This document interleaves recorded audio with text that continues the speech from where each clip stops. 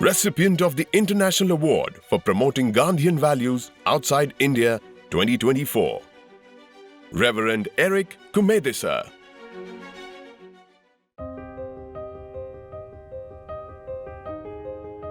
Vous parlez de l'autonomie de soi pour soi. L'autonomie de l'économie du système Gandhi, nous appelons ça le choix des chi, le choix des chi.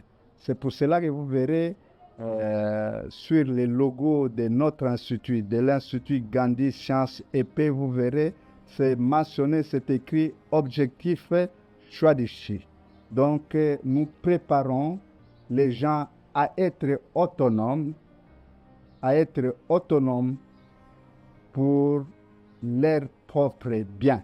Libéraux, c'est-à-dire vous travaillez, vous êtes patron de soi-même, vous êtes vous-même patron du travail, de votre travail. Donc, le travail des mains, quoi que ce soit, le travail intellectuel. Donc, nous sommes là pour ce genre de formation, de coaching. Et c'est pour cela que nous formons déjà à l'artisanat, travail de main, donc apprendre la maçonnerie, apprendre la menuiserie, la briqueterie, des jeunes gens que vous voyez regroupés. Ils sont en train d'entreprendre ce métier. Ils se préparent à être autonomes.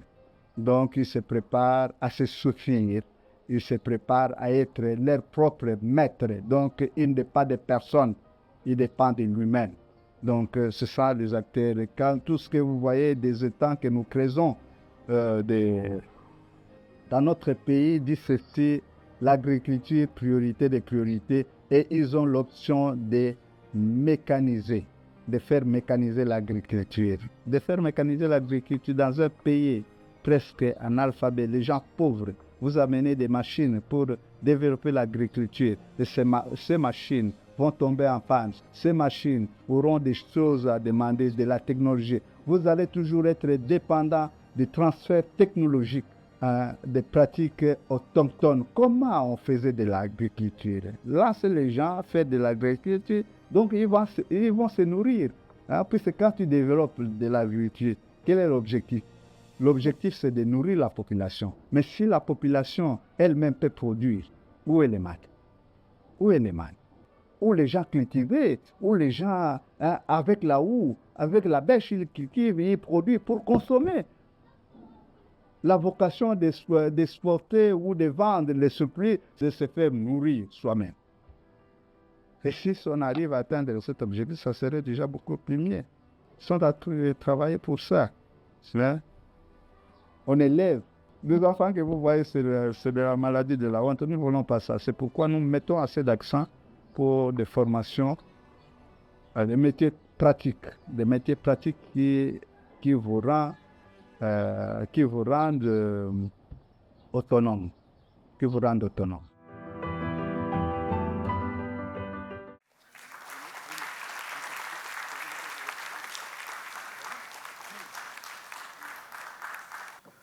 Chers frères, chères sœurs, présents dans la salle,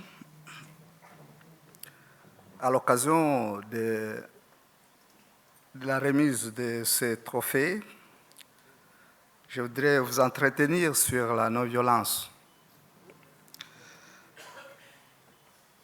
L'aspect spirituel de la non-violence est aujourd'hui classé dans les oubliettes. Parfois, les gens oublient que la nature de ces concepts non-violence est de nature spirituelle et religieuse.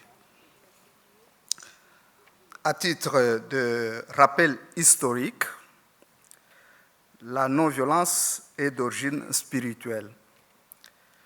Elle a été inventée par des savants indiens, des inspirés, selon la tradition, des rishis, qui se trouvaient à un moment très difficile. Et la Syrie avec la guerre, vous savez, je vous ramène ici dans l'histoire de l'Inde antique. Et ces savants se sont rendus compte qu'avec la violence, il n'y a pas la paix. Avec la violence, l'injustice, on ne résout absolument rien. Mais si on devrait être en paix, il faut trouver une chose de particulier. Et cette chose de particulier, ils ont vu les concepts de Ahimsa. Et Ahimsa, c'est la non-nuisance. Ce que vous ne voulez pas qu'on fasse de vous, ne le faites pas à quelqu'un d'autre.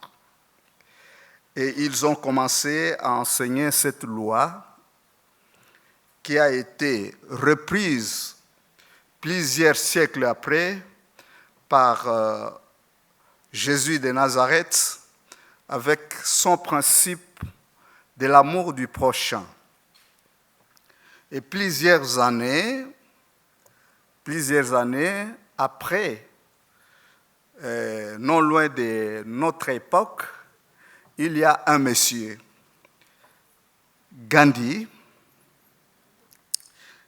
qui a actualisé ces concepts, qui a fait redécouvrir ces concepts que les rishis ont inventés. Et Gandhi dit dans son livre, l'autobiographie qu'il a écrit dans les années 20, où il a fait redécouvrir ces concepts. Il faisait des actions, mais il n'avait pas les noms qu'il fallait.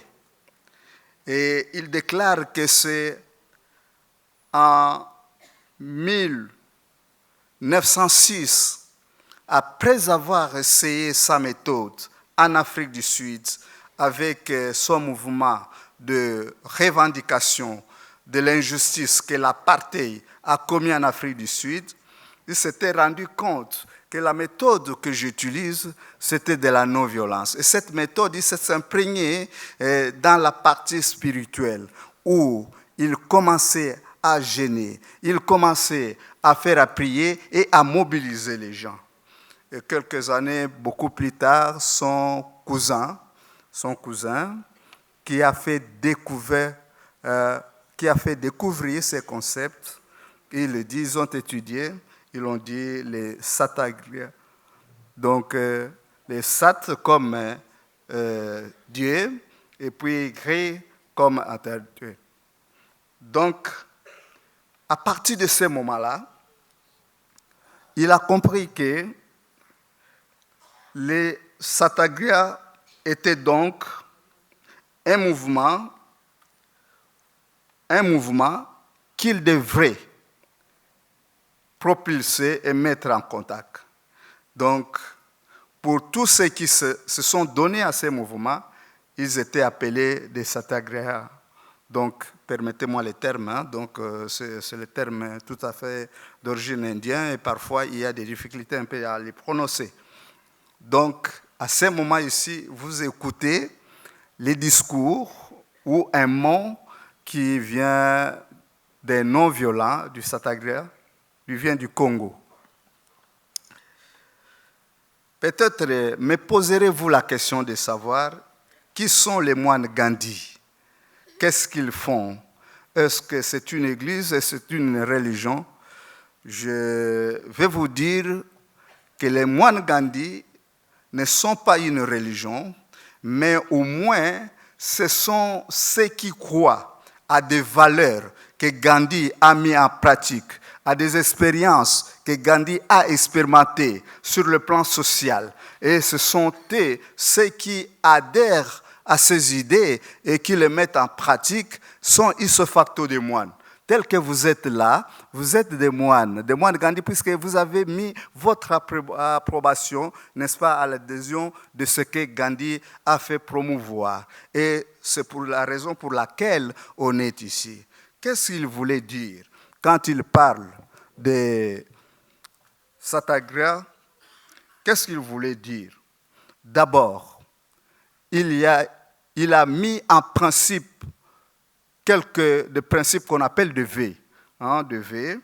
Et nous au Congo, des communautés, c'est qui qui adhèrent à cette vision sont décidés, ils pratiquent ou plus ou moins sept principes ou devis, s'il vous plaît. Ici, ça se vit presque parmi les gens qui habitent dans les ashrams.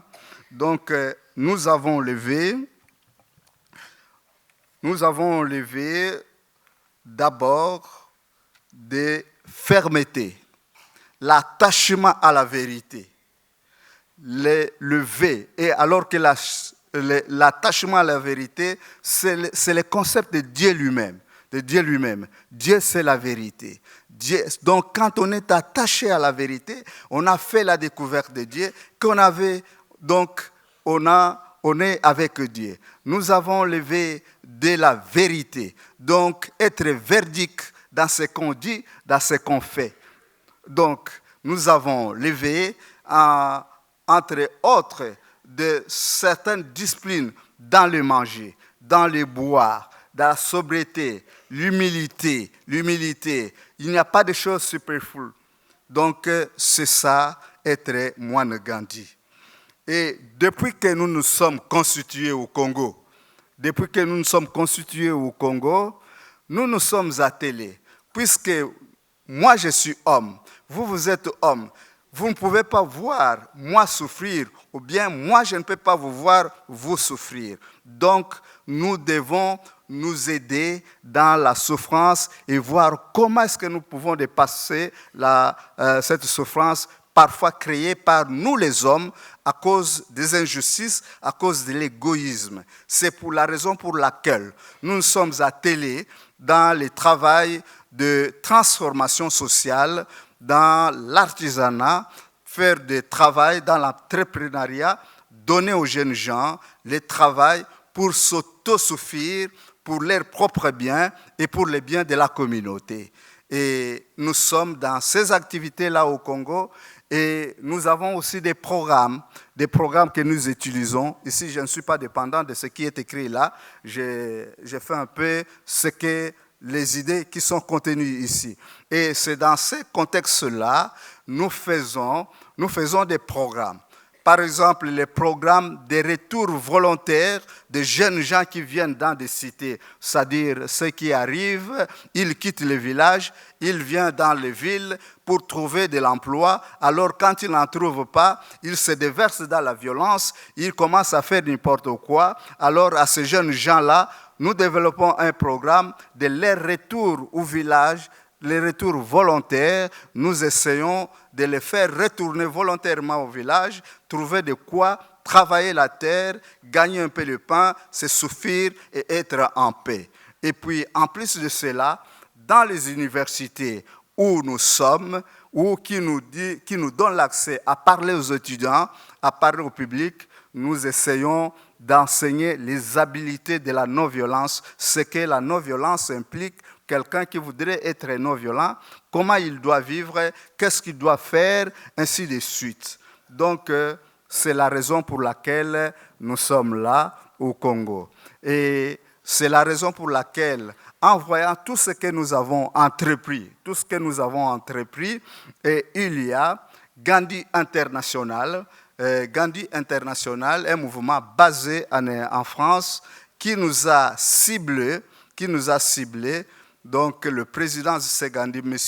Louis Campana, qui nous a ciblés et qui nous a recommandé auprès de la Fondation Bajaj pour que la Fondation puisse reconnaître au moins le travail qui se fait au Congo, les efforts que nous plions. Alors, nous sommes très reconnaissants à cette fondation qui propulse les efforts qui se font ailleurs, pas seulement ici en Inde, mais partout au monde, là où il y a des gens engagés qui promouvoient ces idées de Gandhi et la fondation essaie de les encourager. C'est la raison pour laquelle j'ai la pire conviction de remercier